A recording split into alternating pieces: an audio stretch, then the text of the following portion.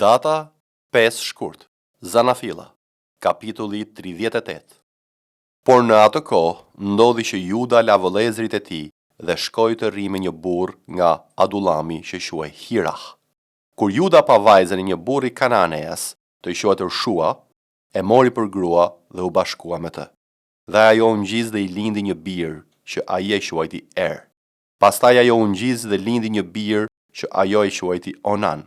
Ajo u ngjiz përsëri dhe lindi një birë të cilit i vuri emrin Shelah. Juda ishte në Kecib kur ajo lindi. Pastaj Juda i dha Erit të paralindurit të tij një grua të quajtur Tamara. Por Eri i paralindur i Judës ishte i keq në sytë e Zotit dhe Zoti e bëri të vdes. Atëherë Juda i tha Onanit: "Shko te gruaja e vëllait tënd, martohu me të dhe ngjalli trashëgimtar vëllait tënd." Por Onani, duke e ditur se këta pasardhës nuk kishin për të qenë të vetët, kur bashkohej me gruan e të vëllait, e hidhte farën e tij për tokë për të mos i dhënë pasardhës vëllait të tij. Kjo nuk i pëlqeu Zotit, që e bëri të vdes edhe atë. Atëherë Juda i tha Tamarës, nuses së birit të tij: "Rrisi e ve në shtëpinë e atit tënd derisa biri im Shelah të rritet, sepse mendonte: kam frikë se edhe ai ka për të vdekur si vëllezërit e tij." Kështu Tamara u nis dhe banoi në shtëpinë e të atit. Mbas një kohe të gjatë, vdiq gruaja e Judës, që ishte e bija e Shuas. Kur mbaroi zinë, Juda u ngjit tek ata që qethnin delet e tij në Timnah, bashkë me mikun e tij Hirah, Adulamiti. Këtë e mori vesh Tamara, dhe asaj i than: "Ja, vjerri yt po ngjitet në Timnah për të qethur delet e tij." Atëherë ajo hoqi rrobat e saj të vejërisë, u mbulua me një velo dhe u mbështolle tëra. Pastaj u ul te porta e Enaimit, që ndodhet në rrugën drejt Timnahut. Në fakt, ajo kishte parë që Shelahu ishte rritur më në fund, por ajo nuk i ishte dhënë për grua. Sa e pa Juda mendoi që ajo i ishte prostitut, sepse e kishte fytyrën të mbuluar. Prandaj ai ju afrua asaj në rrugë dhe i tha: "Lër më të hyj te ti." Në të vërtetë nuk e dinte se ajo ishte nusja e djalit të tij. Ajo ju përgjigj: "Çfarë do të më japësh për të hyrë tek unë?" Atëherë ai i tha: "Do të dërgoj një kec nga kopeja ime." Ajo e pyeti: "A më jep një peng derisa të ma dërgosh?" Ai i tha: "Çfarë pengu duhet të jap?" Ajo u përgjigj: "Vulën tënde, kordonin tënd dhe bastunin që ke në dorë." Ai ja dha, hyri tek ajo dhe ajo u ngjiz me të. Pastaj ajo u ngrit dhe iku, hoqi velin dhe veshi përsëri rrobat e saj të vejërisë. Por Juda i dërgoi kecin me anë të mikut të tij Adulamitit për të rimarrë pengun nga duart e asaj gruaje, por ai nuk e gjeti atë. Atëherë pyeti njerëzit vendas duke thënë: "Ku është ajo prostitut që rrinte në Enaim në rrugë?" Ata u përgjigjen: "Nuk ka pasur asnjë prostitut këtu." Kështu ai u kthye te Juda dhe i tha: "Nuk e gjeta. Veç kësaj, vendasit më thanë: nuk ka pasur asnjë prostitut këtu." Atëherë Juda tha: "Le ta mbaj pra pengun që i dhash, sepse nuk duam të mbulohemi me turp. Ja, unë i dërgova këtë kec dhe ti nuk e gjete." 3 muaj më vonë, erdhën dhe i thanë Judës: "Tamara, nusja e birit tënd është bërë prostitut, dhe nga ky shkak ajo ka mbetur gjithashtu me barr." Atëherë Juda u tha: "Nxirreni jashtë dhe digjeni." Ndërsa po e nxirrnin jashtë, ajo i çoi fjalë të vjerrit: "Njeriu të cilit i përkasin këto sende më la me barr." Pastaj tha: "Shiko nëse mund të dallosh të kujt janë këto sende: vula, kordoni dhe bastuni."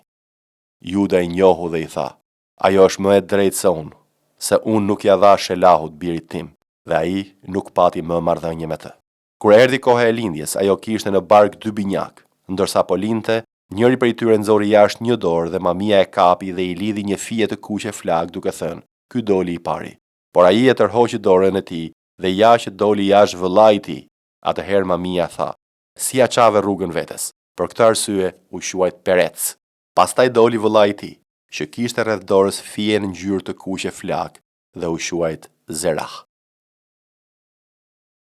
Marku, kapitulli 8. Në ato ditë, duke qenë se u mblodh një turm shumë e madhe dhe s'kishin që të hanin, Jezusi thirri dishepujt e vet dhe u tha atyre: "Më dhimbse turma, sepse u bën 3 ditë që po rri me mua dhe nuk ka se që të haj. Dhe po të nis të pangrënë në shtëpitë e tyre, do të mbeten udhës, sepse disa prej tyre kanë ardhur që nga larg."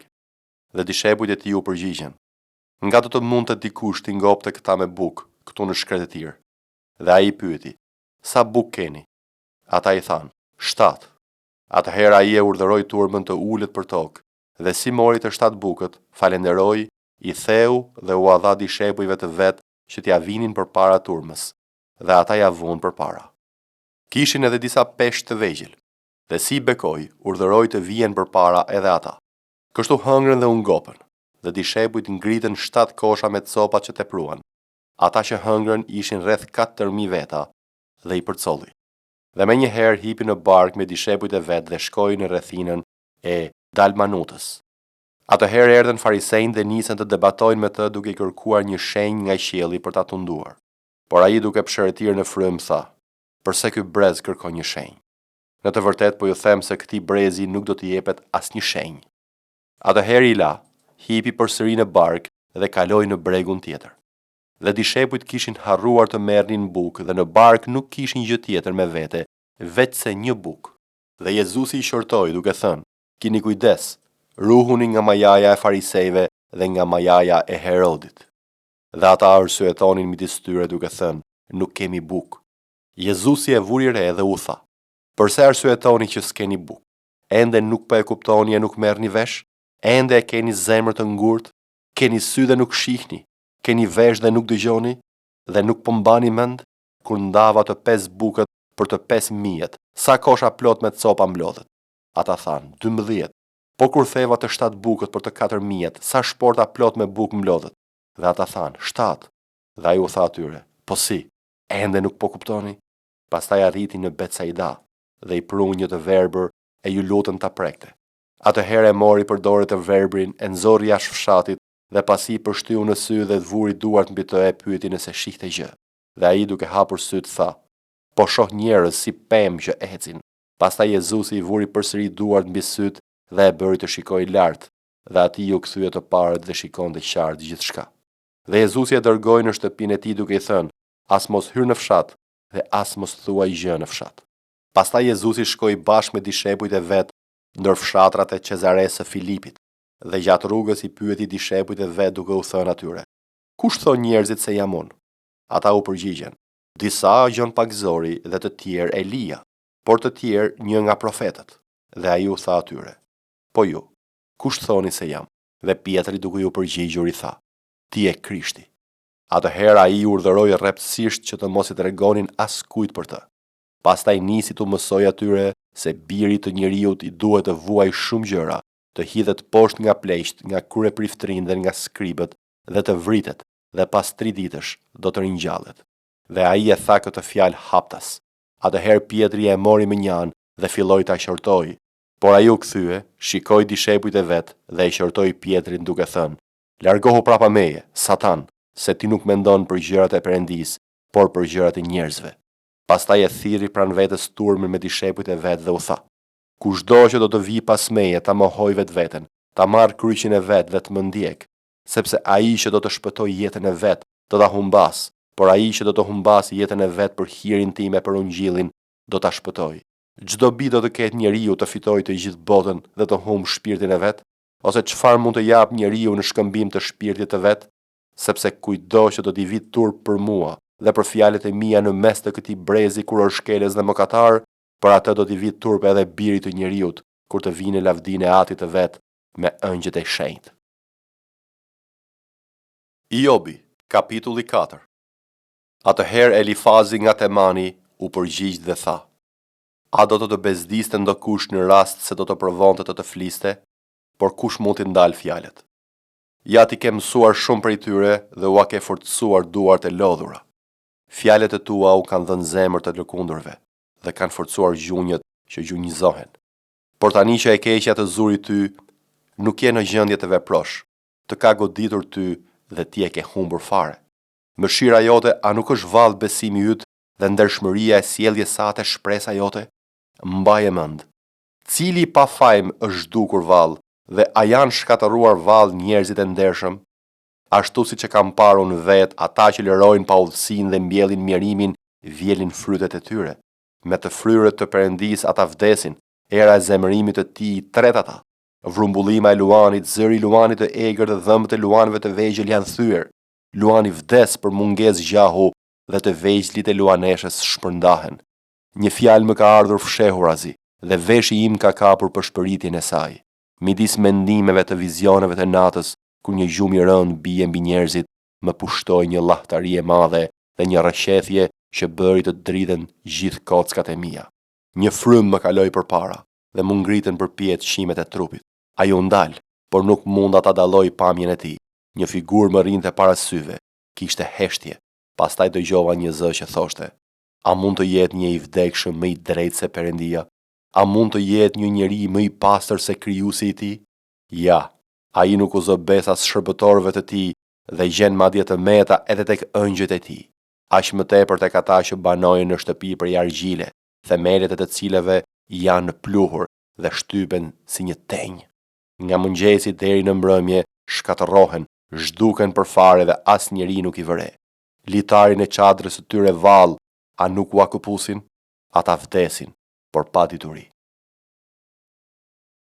Romakëve, kapitulli 8. Tani pra nuk ka asnjë dënim për ata që janë në Krishtin Jezus, që nuk ecin sipas mishit, por sipas frymës. Sepse ligji i frymës së jetës në Krishtin Jezus më çliroi nga ligji i mëkatit dhe i vdekjes. Sepse atë që ishte e pamundur për ligjin, sepse ishte pa forcë për shkak të mishit, Perëndia, duke dërguar birin e tij në shëmbëllim mishi mëkatar, edhe për mëkat e dënoi mëkatin në mish, që të përmbushet kërkesa e drejtë e ligjit në ne, që nuk ecim sipas mishit, por sipas frymës. Sepse ata që jetojnë sipas mishit e çojnë mendjen në gjërat e mishit, por ata që jetojnë sipas frymës në gjërat e frymës. Sepse mendja e mishit është vdekje, por mendja e frymës është jetë dhe paqe. Sepse mendja e mishit është armiqësi ndaj Perëndisë, sepse nuk i nënshtrohet ligjit të Perëndisë dhe as nuk mundet. Prandaj ata që janë në mish nuk mund t'i pëlqejnë Perëndisë. Nëse fryma e Perëndisë banon në ju, ju nuk jeni më në mish, por në frymë. Por në qoftë se ndokush nuk ka frymën e Krishtit, nuk është i tij. Dhe nëse Krishti është në ju, trupi është i vdekur për shkak të mëkatit, por fryma është jetë për shkak të drejtësisë. Por në qoftë se fryma i atij që ringjalli Krishtin prej së vdekurish banon në ju, ai që ringjalli Krishtin prej së vdekurish do t'u jap jetë edhe trupave tuaj vdekatar me anë të frymës së atij që banon në ju.